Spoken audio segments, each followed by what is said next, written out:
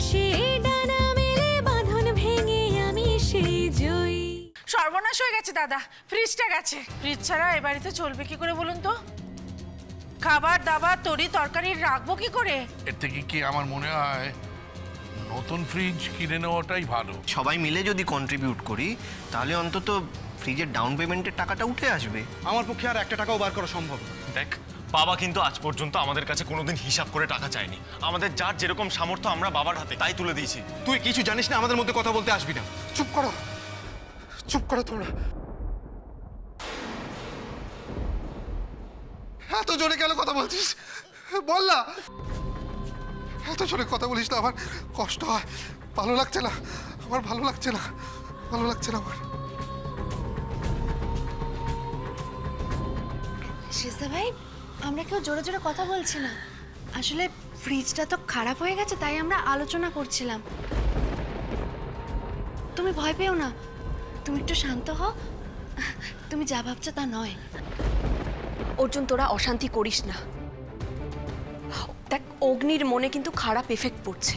অদ্ভুত, তুই আমার নাম করে বলছিস যেন সবটাই আমি ঘটিয়েছি। আমি হাত জোর করে বলছি অর্জুন, প্লিজ তোরা চুপ কর, অশান্তি করিস না।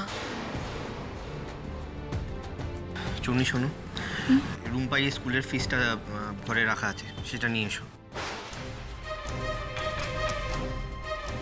সেটা দিয়ে আগে ফ্রিজের ডাউন পেমেন্টটা করি, ইএমআই এর কথা পরে ভাবা যাবে। বেশ, নিয়ে আসছি। না, খবরদার, তোমরা কেউ রুম্পাইয়ের স্কুলের ফিজে হাত দেবে না। ঠিকই তো দেখেছো, রিভুর গায়ে লেগে গেছে। গায়ে তো লাগবেই, ও তো এবারই ছোট ছেলে, ওর কি কোনো দায়িত্ব জ্ঞান নেই নাকি? ও রিভু, তুই কিছু একটা কর, তুই কিছু কর বাবা। দেখলি তো তোর দাদার ব্যাপার, হ্যাঁ? এই করেছি সেই করেছি বলে সর্বস্ব করার একটা ফিরিস্তি দিয়ে দিল। আর ইন্দ্রর তো খুব আত্মসম্মান বোধ, তাই আর কিছু না পেয়ে শেষে রুম্পাইয়ের মাইনের টাকায় হাত দিতে যাচ্ছে। দেখ, ওর স্কুলের মাইনের টাকা, সময় মতো স্কুলের মাইনেটা না দিতে পারলে ওর নাম তো কাটা যাবে, বল। আরে বাবা, এত অশান্তির কি আছে আমি তো বুঝতে পারছি না। সবার যখন এত অসুবিধে তখন কটা দিন কষ্টেই চলুক না। অনেকের বাড়িতেই তো ফ্রিজ থাকে না, তাদের চলছে না।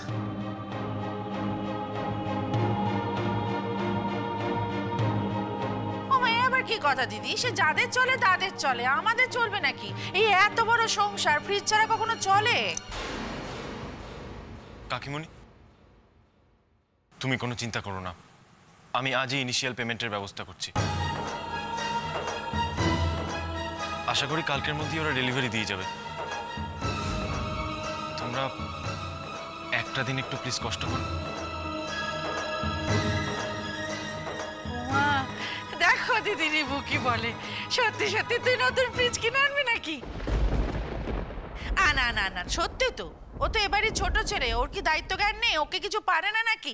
যা বাবা, একটা নতুন ফ্রিজ কিনে নিয়ে আয়। আর শোন না, ওই যে কাগজে সব দেখি নানা রকম ফটো, ওই লাল নীল খয়েরি ওসব পাওয়া যায় না, নানা রঙের ফ্রিজ, ওরকম একটা নিয়ে আয়। বেশ বাইরে কি সব লতা পাতা ফুল টুল আঁকা, ওর একটা ফ্রিজ কিনে নিয়ে আসিস। ফ্রিজের না হয় একটা বন্দোবস্ত করা গেছে। পরশুদিন ডাক্তারের থেকে অগ্নির ব্যাপারে ডেটও পাওয়া গেছে, ওকে তো নিয়ে যেতে হবে। আমি যাবো না,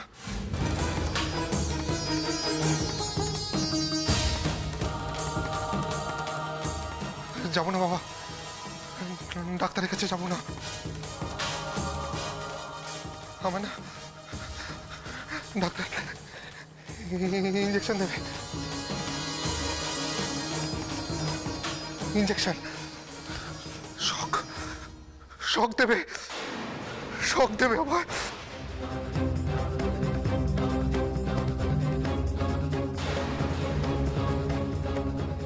আমার না খুব কষ্ট হবে, কষ্ট হবে, খুব কষ্ট হবে বাবা।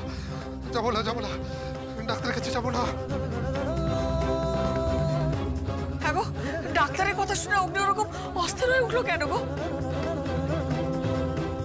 শেষদা ভাইয়ের কোনো দোষ নেই মা, সাগর দত্ত ওকে ডক্টর সান্যালের কাছে পাঠিয়েছিল চিকিৎসার নামে ওর উপর অত্যাচার করার জন্য।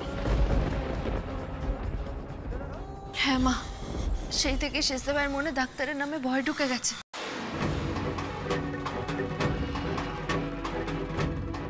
আমি ডাক্তারের কাছে যাব না, আমি ডাক্তারের কাছে। আমায় না মেরে ফেলবে, আমার খুব কষ্ট হবে, আমায় মেরে ফেলবে। আমি বলছি শোনো, আমায় মেরে ফেলবে, খুব কষ্ট হবে। কিচ্ছু হবে না অগ্নি, কিচ্ছু হবে না, আমরা আছি তো, সবাই আছি তো। হ্যাঁ কিচ্ছু হবে না তোর, আমরা সবাই আছি না?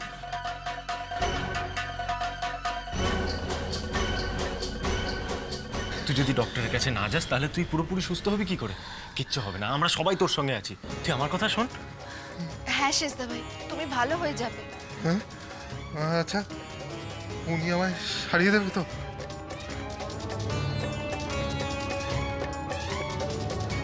আমি না খুব ভয় পাই, আর ভয় পাবো না তো? বাবা, ও বাবা, আমি ভালো হয়ে যাবো তো? হ্যাঁ, ভয় পাই, খুব ভয় লাগে আমার। আমি ভালো হয়ে যাবো? হ্যাঁ আরে বাবা, তুই ভালো হয়ে যাবি, আমি বলছি তুই ভালো হয়ে যাবি।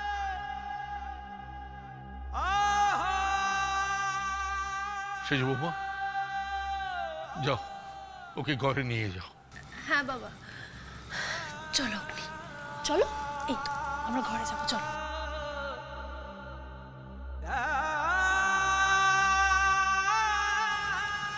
বাবা, আমি তাহলে তৈরি হয়ে নিচ্ছি, আমাকেও তো অফিসে বেরোতে হবে। যা, তুই অফিস যা, দেরি করিস না।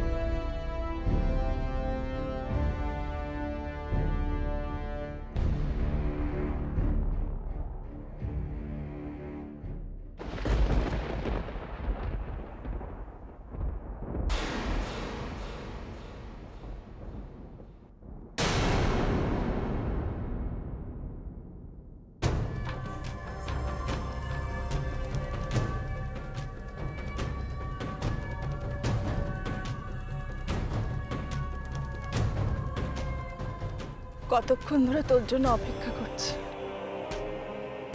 ভগবানের কৃপায় তুই যে জামিন পেয়েছিস সেটাই অনেক। চল বাবা, বাড়ি ফিরে চল। তোর জন্য মা বিপত্তারিণীর ফুল এনেছি, দেখি। ভগবান রক্ষা করো।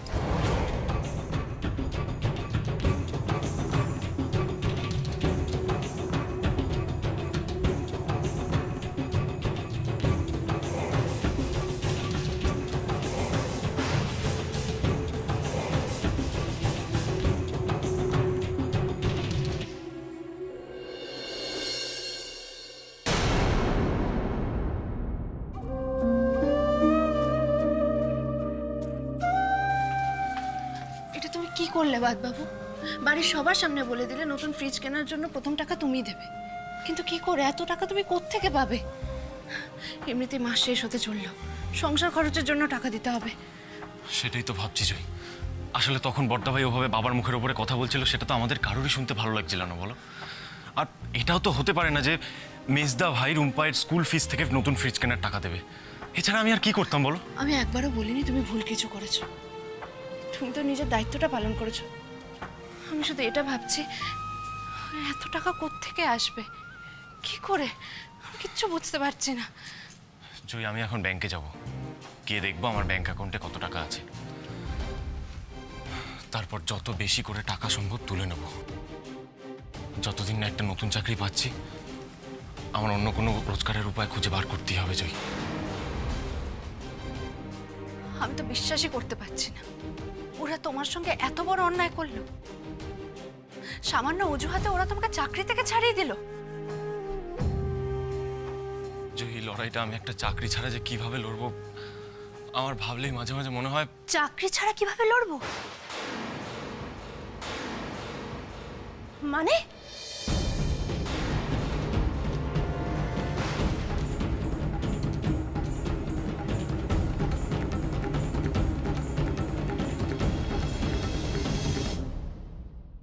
বলছো তুমি রিভু? তোমার চাকরিটা নেই?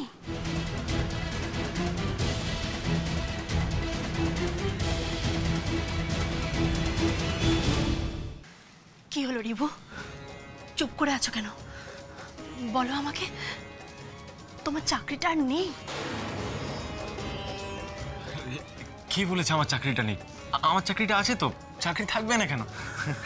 আমার চাকরি আছে তো। তবে কেন বললে? চাকরি ছাড়া এই লড়াইটা কিভাবে লড়বো? শেস্তি ভাই, আমরা আসলে অন্য ব্যাপারে কথা বলছিলাম। তুমি বুঝতে ভুল করেছো, তাই না বাবু? হ্যাঁ সেজ বৌদি, জয় যা বলছে ঠিকই বলছে। আমরা তো শেষদা ভাইকে নিয়ে আলোচনা করছিলাম। দেখো, ওর জীবনে এই ঘুরে দাঁড়ানোর লড়াইটার জন্য ওর তো একটা অবলম্বনের প্রয়োজন, বলো। এবার ও যদি নিজেকে কাজে ব্যস্ত না রাখে তাহলে কি করে হবে? ওর বারবার মনে হবে ও মূল স্রোত থেকে অনেকটা দূরে চলে গেছে। এমনিতেই ওর জীবন থেকে কতগুলো বছর হারিয়ে গেছে। হ্যাঁ শেষদি ভাই, আমরা এই ব্যাপারে কথা বলছিলাম।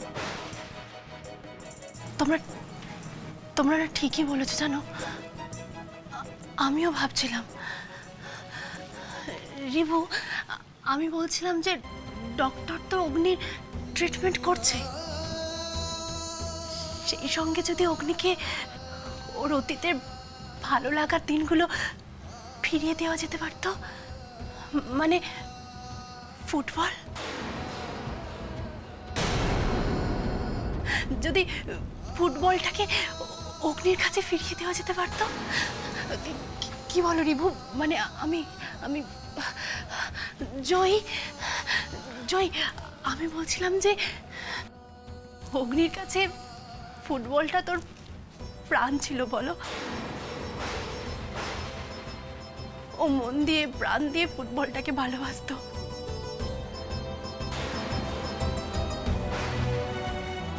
আবার যদি ওই ফুটবলের মাঠ, ফুটবল, এই সবকিছু অগ্নির কাছে ফিরিয়ে দেওয়া যেত।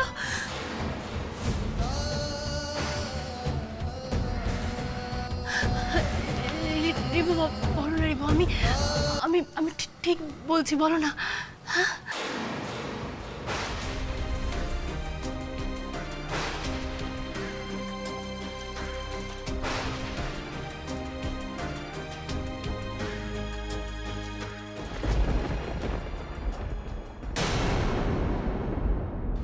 দেখো সেজবতী, তুমি যে কথাটা বলছো একদমই ঠিক, কিন্তু ও তো এক্ষুনি বাড়ি ফিরে এসছে। আগে ওকে ভালো করে ডক্টর দেখিয়ে নি, রেস্ট নিক, তারপর না হয় ও যা ভালো বুঝবে করবে। হ্যাঁ রিভু, ঠিক বলেছো তুমি। আমি একটু বেশি তাড়াহুড়ো করছিলাম।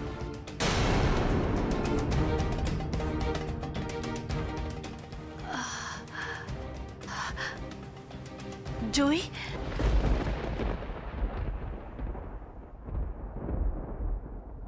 কি বলো তুমি? হ্যাঁ শেষদি ভাই, তুমি ভালোই ভেবেছো। শেষদা ভাই যদি চায় আবার ফুটবল খেলবে। হ্যাঁ,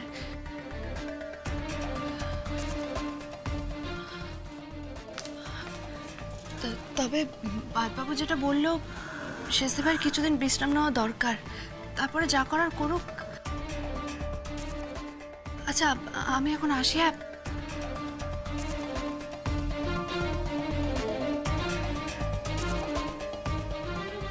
ফুটবল শব্দটা শুনেই মেয়েটার এত যন্ত্রণা, ওর চোখে জল এসে গেল।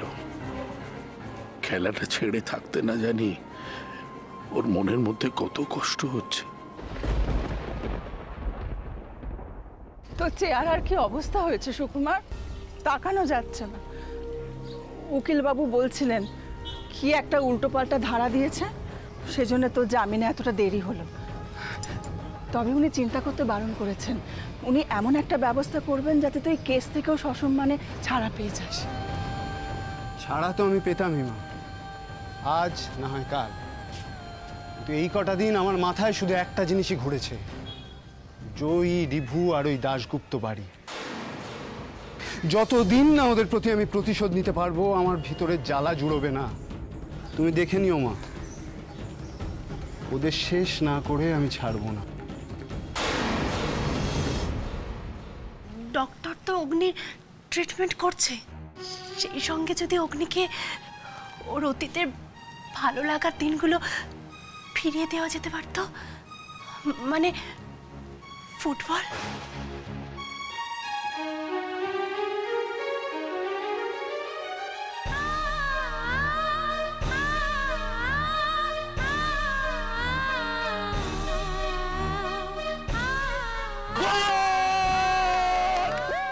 এটা তুমি আমার জন্য কিনেছো?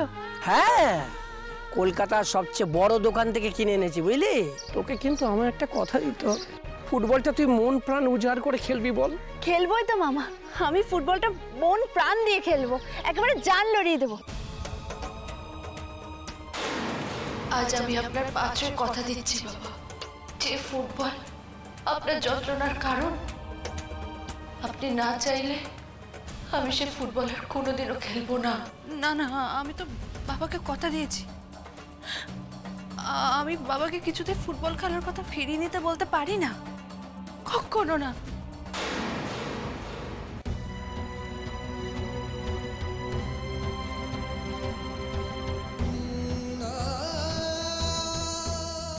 গায়ে তো লাগবেই, ও তো এবারই ছোট ছেলে, ওর কি কোনো দায়িত্ব জ্ঞান নেই নাকি? ও রিভু, রিভু তুই কিছু একটা কর, তুই কিছু কর বাবা।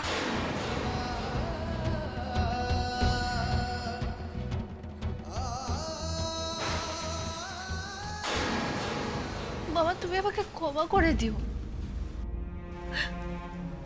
আমি তো মন প্রাণ দিয়ে ফুটবল খেলতে চেয়েছিলাম, কিন্তু বাবাকে অসুখী করে নয়। জয়ীমা খুব ভালো, ও সবার কথা ভাবে, ও যেমন বাড়ির প্রতিটি লোকের কথা ভাবে, আপনারা যদি দয়া করে ওর কথাটা একটু ভাবেন, দয়া করে যদি ওকে ফুটবল খেলার অনুমতিটুকু দেন। ও যখন বাবার পা ছুঁয়ে একবার প্রতিজ্ঞা করেছে, তখন সেই কাজ আরও দ্বিতীয়বার করবে না।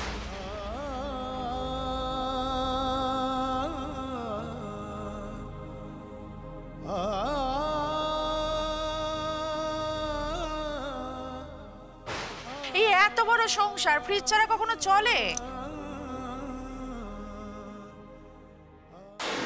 আমার জীবনে আর পাসিং, হেডিং, ড্রিবলিং এসব শব্দ আর কোনোদিনও ফিরে আসবে না, কোনোদিনও না।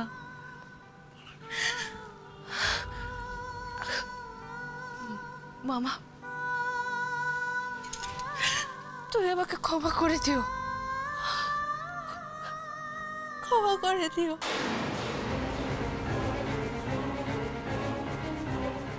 রিভু আর জয়ী না থাকলে আজকে আমরা এই আনন্দের দিনটা দেখতেই পারতাম না। শেষদা ভাই যদি চায় আবার ফুটবল খেলবে। হ্যাঁ নিয়ে আসুন, আস্তে ধরে দেখি, সাবধানে, দেওয়ালে যেন ঘষা না খায়। হ্যাঁ হোমা, রিভু ফ্রিজ নিয়ে এলি? হ্যাঁ কাকিমণি, ব্যাস এখানেই রেখে দিন, ব্যাস ব্যাস ব্যাস। এই সবাই এসো, দেখো রিভু ফ্রিজ নিয়ে এসেছে। ও দিদি তাড়াতাড়ি এসো, তাড়াতাড়ি এসো, দেখো ফ্রিজ নিয়ে এসেছে রিভু।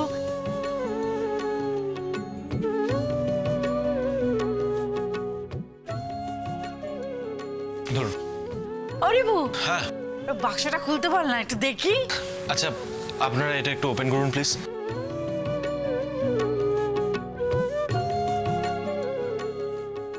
খয়েরি রঙের পেলি না? আচ্ছা মা, ফ্রিজের কোয়ালিটি কি ফ্রিজের রং দেখে বোঝা যায়? আর তাছাড়া রিভু এতগুলো টাকা একা জোগাড় করে ফ্রিজটা কিনে এনেছে, এটাই বড় ব্যাপার। তাহলে যমুনা, তোমার সমস্যা মিটলো? দেখো আমার কিন্তু বেশ ভালো লাগছে, বড় সড়ও আছে বলো। হ্যাঁ জেঠিমণি, দেখি একটু।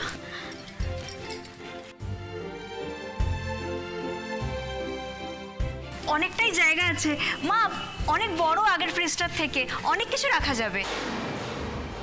হ্যাঁ রে রিভু, ইনস্টলমেন্টে কিনলি তো? হ্যাঁ রে মেজদা ভাই, ইনস্টলমেন্টই নিলাম। ইনস্টলমেন্টেই যখন কিনলি তখন আর একটু বড় ফ্রিজই কিনতে পারতিস। এত বড় ফ্যামিলি আমাদের, বড় ফ্রিজ হলে কাজে লাগতো বেশি। হ্যাঁ আমারও তাই মনে হচ্ছিল। বড় হলে তো দামটাও একটু বেশি হতো, তাই না কাকিমণি? হ্যাঁ, ইরাবতী তো ঠিকই বলেছে। রিভু তো ফ্রিজটা 1 টাকায় কিনে এনেছে, আর কারোর 1 টাকায় তো এর থেকে বড় ফ্রিজ সম্ভব নয়। আমরা যদি সবাই মিলে কন্ট্রিবিউট করতাম তাহলে হয়তো আর একটু বড় ফ্রিজ কেনা যেত। আচ্ছা, এই নিয়ে এত কথা বাড়ানোর কি আছে আমি বুঝতে পারছি না। রিভু যেমন বুঝেছে সেই মতো জিনিস নিয়ে এসেছে, ব্যাস। এত খুদ ধরার কি আছে আমি বুঝতে পারছি না তো। আসলে আমারই ভুল। ফ্রিজটা কিনতে যাওয়ার সময় বাড়ির কাউকে সঙ্গে করে নিয়ে গেলে হতো, তাহলে চয়েসটা একটু বেটার হতো। তুই তো আসলে সবচেয়ে সস্তার জিনিসটা কিনতে যাবি বলেই একা একা গিয়েছিলিস। আরে বাবা, ঝেড়ে কাস না।